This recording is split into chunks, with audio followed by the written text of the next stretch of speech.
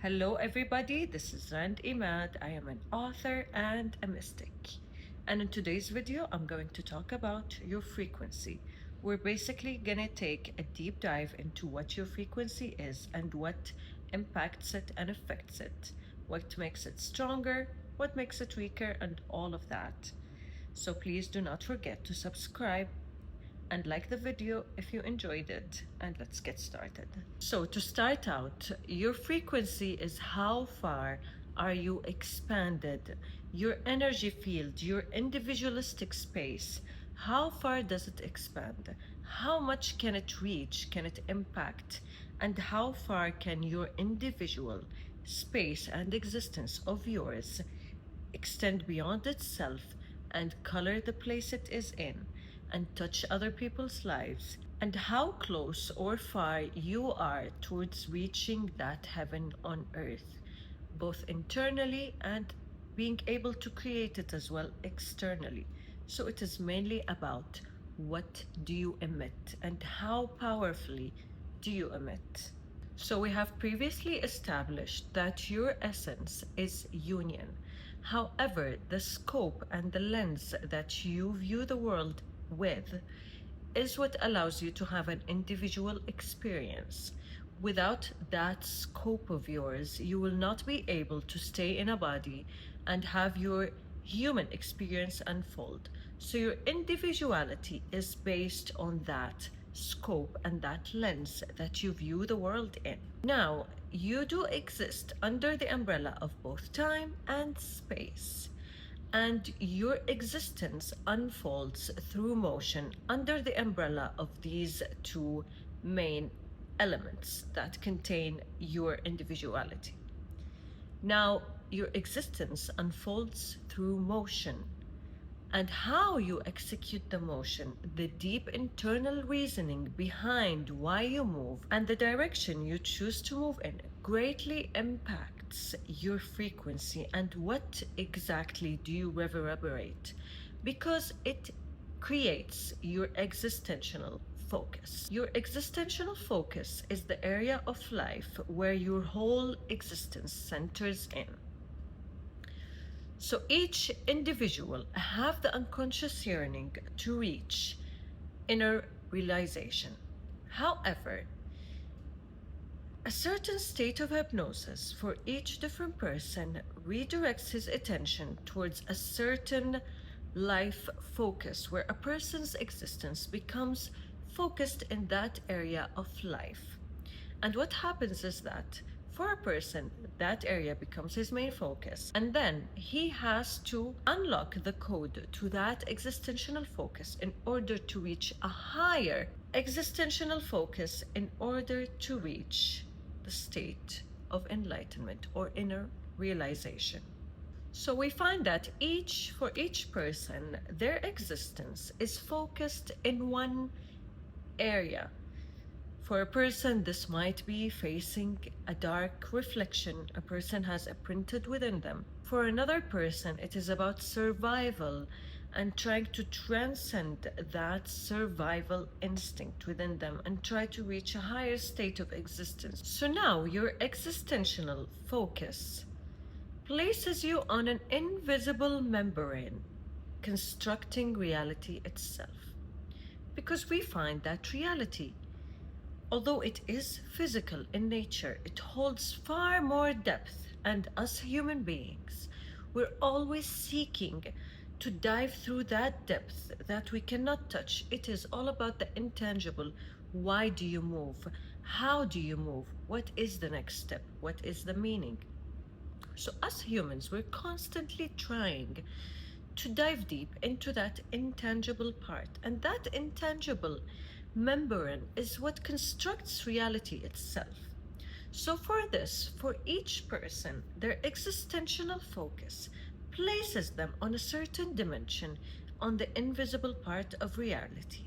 And throughout a person's life, they can go higher or lower on that invisible membrane, depending on how they choose to unfold their story and what are the things that they choose to repeat, and so many other different things. So we find that your frequency is not fixed. Your frequency can change and can transform, and it can move to a higher vibration and to a lower vibration throughout the course of your life.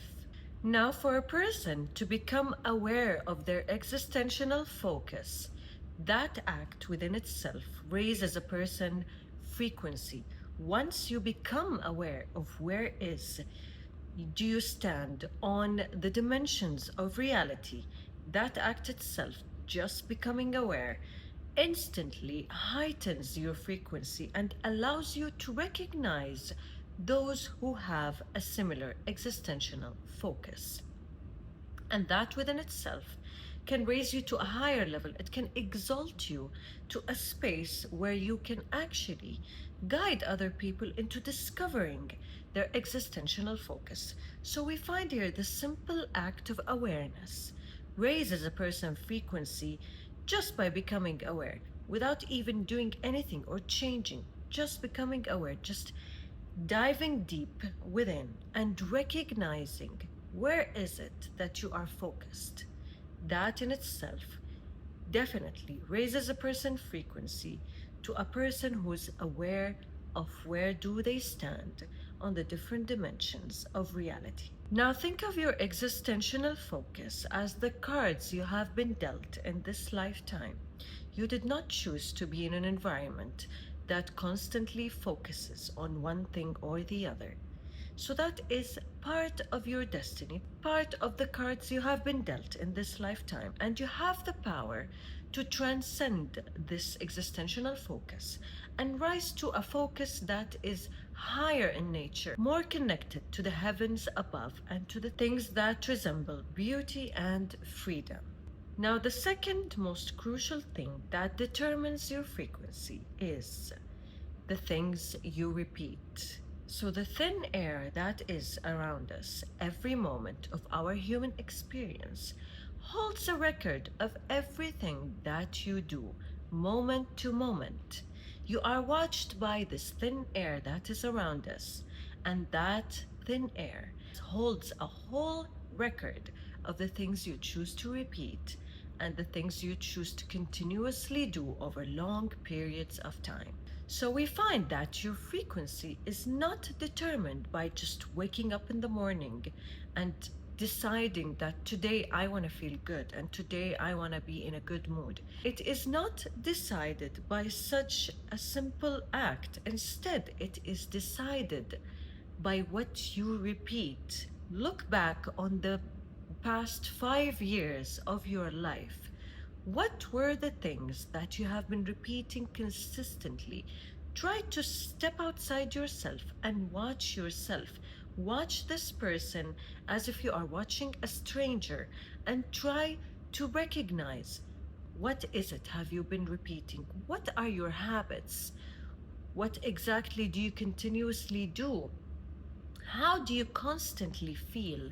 Which kind of emotions do you allow to repeat within your life? But most importantly, it is not just about what you feel, but most importantly about what you do. How do you choose to spend your time? Time is the first ruler of reality because space is only a consequence of time. So, where do you spend your time? How do you spend it? We find that people who are able to acquire mastery have spent long periods of time trying to learn a skill and master it and know the in depth of it. That's how you gain mastery. That's how certain people become masters. While on the other hand, a person who spends most of their time on useless things or on things that do not enrich them, they will find that years have passed from their lives and they have not been able to gain any skill or expand themselves or the nature of their experience. So, a great determiner of your frequency is what you repeat. The things that you do, not for a day or two, but for the span of years. How have you spent the last 10 years of your life? You have to ask that question to yourself. And then you will begin to realize that, okay, where you are and what your frequency is greatly determined by all of these different things that you repeat. A person who have been eating healthy for 10 years and they have been exercising for 10 years, their body is gonna show it. That's just how things work. So your frequency is determined by this act of repetition. So you have to watch yourself and you have to watch what are the things that you continuously repeat, because this is what determines your frequency, and not just deciding that you're going to wake up this morning and you're going to feel amazing and you're going to try to be as kind and the best version of yourself. It is not this surface level nonsense. It is an engineering of reality. Now, another factor that greatly impacts a person's frequency is their emotions and how intensely do they experience their emotions. First of all, let's establish this. If we place one angry person in a room, he will be able to infect the whole room with this, with his emotion, with his anger. Everyone will know that we have a person who is furious in this room and they might act on their anger. So we find that emotions, despite whether the nature of emotion is positive or negative, emotions have the power to extend beyond oneself. A person who strongly experiences hate will be empowered enough to go and act out on that hate. So we find that emotions have the power to extend beyond a person. A person's emotions can color a room. They can leave a scent behind. They can infect others.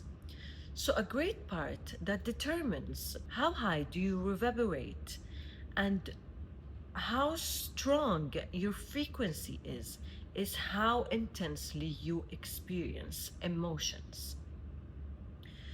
So if you are consistently experiencing one emotion, that emotion will color your frequency in a certain color and it will give it a certain kind of sense. Also, if you are able to extend your emotions to others, that also is a great determiner of how strong your frequency is. Because we find, let's say, if a singer makes this amazing song that he fills with these heartfelt words and melodies, that music has the power to touch millions and millions of people across the world. And we find this very present in some of the greatest music this world have known. The emotion, the feeling in the sound has been able to touch millions and millions of people and unite them on that one experience. So, the strength of your frequency is greatly determined by how strong you experience your emotion, how in depth they are. Because the more you experience them in depth and the more you are able to spread them around, the more your emotions will penetrate the empty space that surrounds us and travel beyond your small individual scope that is consistent of your own experience, of your own body, of your own mind. These emotions will become a part of the invisible, part of reality. So emotions are a powerful tool to really create an impact in the world, and by creating an impact, you strengthen and raise your frequency. So the focus of your experience, the things you repeat, and how intensely do you experience your emotions are all conjoined under one umbrella, and that umbrella is your name. Your name is the sound that penetrates the empty space to call out on you, to recognize you, to define your existence. So we find that all of these different things, from the focus of your experience, the things you choose to repeat, the intensity and the nature of your emotional experience, come to define your name. When people say your name, an emotion, a feeling, a sense something is connected to that name, and that something is your frequency, and all of these different things that impact it and the things that you do. So we find that your name becomes a gateway to everything that you are. All the things that you have created and how you moved, the choices you made, the emotions you felt, how liberated have you experienced your existence, is wrapped around under this one umbrella of your name. So we find that your name holds a certain frequency, it holds a certain sense, a certain feeling of who you are and what you were able to make out of your story. So we find that a person's name does not create their frequency, but on the contrary, a person gives their frequency to their name. And so a person who have been able to acquire any certain kind of mastery, what happens is that their name becomes a gateway to their skill, to their discipline, to everything. And that person, if they have been able to achieve true greatness or true impact, the person himself will become a pool of consciousness that others will try to access through their name. So we find that when people, for an example, they are a certain fan of this person or this singer or this scientist or this artist, they are trying to access that person. They're trying to gain some of that quality, to almost rub something from that person on themselves. And a person only reaches that state if they are able to become an embodiment.